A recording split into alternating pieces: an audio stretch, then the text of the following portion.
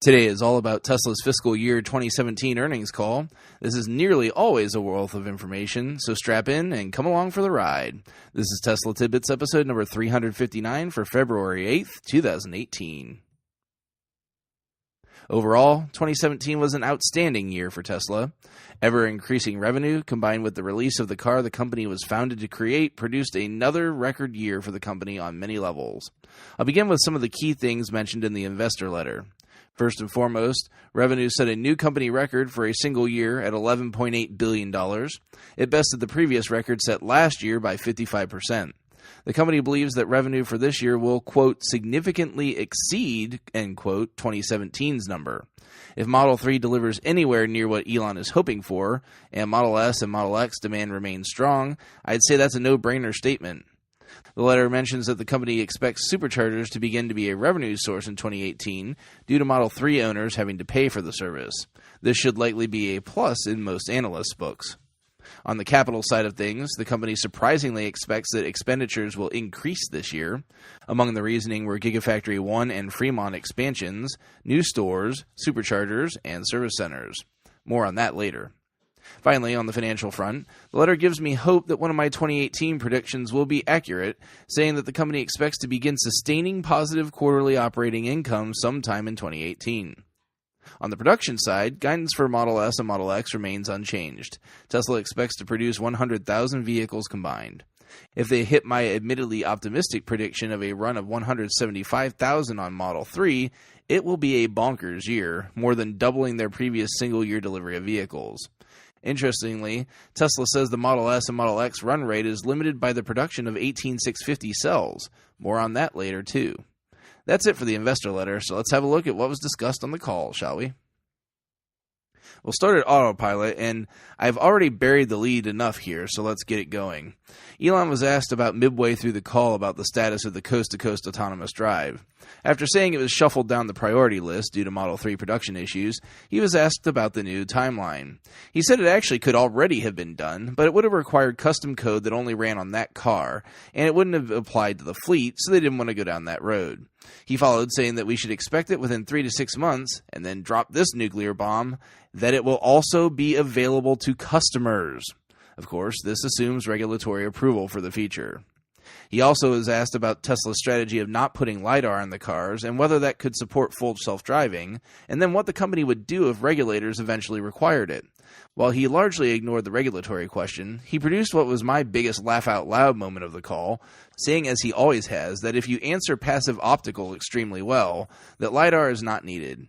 He again gave the advantages of pairing radar with cameras, in that the configuration can see through poor weather conditions when LiDAR can't, and then ended with this gem, quote, LiDAR is expensive, repetitive, and unnecessary. Of course, I could be wrong, and then I'll look like a fool, end quote. Over to Model 3 now. The production target is to hit 2,500 cars per week by the end of Q1, and as previously stated, 5,000 per week by the end of Q2. This is a super aggressive target, considering that per Inside EVs, Tesla only delivered 1,875 Model 3s for the entire month of January. Hitting a weekly number of more than 4 times that production rate seems like Elon may be too optimistic. Or maybe not, considering the next tidbit. Elon was asked about what the current production constraint for Model 3s is, and it is still the battery module production, which Elon noted the irony of, considering it should be the thing that Tesla is the best at. Interestingly enough, though, we may see where the reports are coming from about the manual vehicle assembly. It's not the actual car, it's potentially the battery packs. After retelling the original story about why things are in the state they are, Elon talked about the 4 module assembly lines, noting that 3 are automated and 1 is, quote, semi-automatic, end quote. He described this as still being automated, but with humans manning the automated machinery. And on top of this, the line beats the production rate of any of the fully automated lines. J.B. Straubel jumped in to mention that this line is only meant to bridge the gap in production until the fully automated lines literally get up to speed. Once this is resolved, Elon feels that production will hit the aforementioned 2,500 cars per week. The next biggest constraint, he says, is the speed that materials move in the Fremont plant. Over to Model S and Model X news now. Not really much to speak of for Model S and Model X on the call, which is no surprise really, with the Model 3 being the new linchpin of the company, but there is this important bit. As I mentioned, the investor letter mentioned the 18650 cells being a production constraint for the vehicles. Personally, on seeing that, this was a sign to me that we're not going to see 2170 cells in the cars anytime soon. An analyst queried this as well, and then J.B. Strawell further confirmed this, saying that while it had been thought about, it would require significant changes in the engineering of the vehicles. He capped it, saying that the current demand for the vehicles didn't really warrant it either.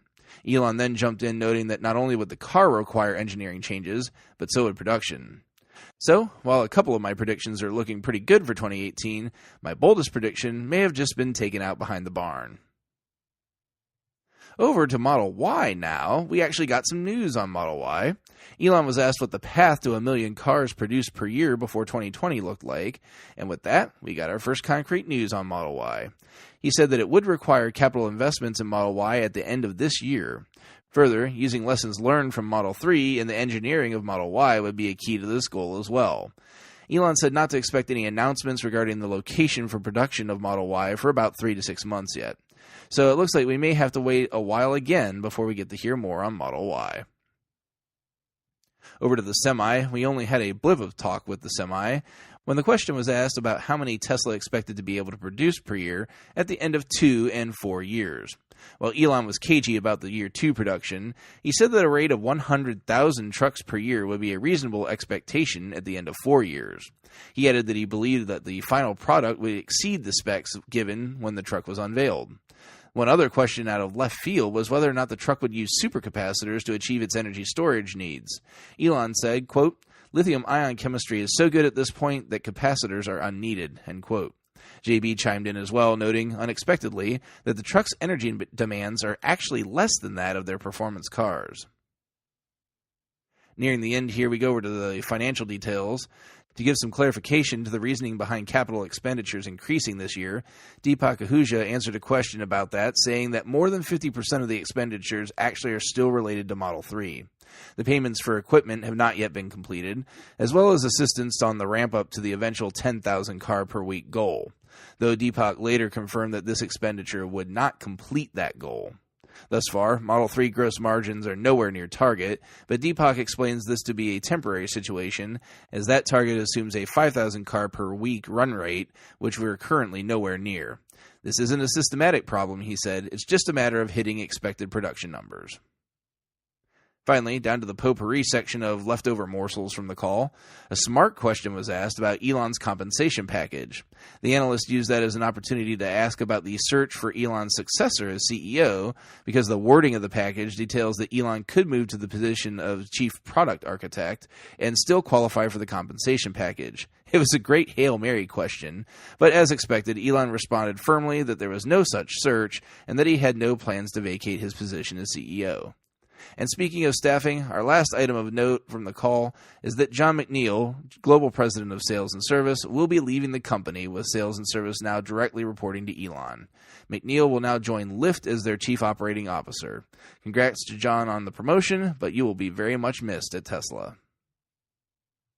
Make sure you head over to ir.tesla.com if you want to see the full details of everything discussed in this episode. While you're at that, check out the Patreon site at patreon.com/Tesla Tidbits. Thanks as always to the super patrons supporting the show at the $10 plus level.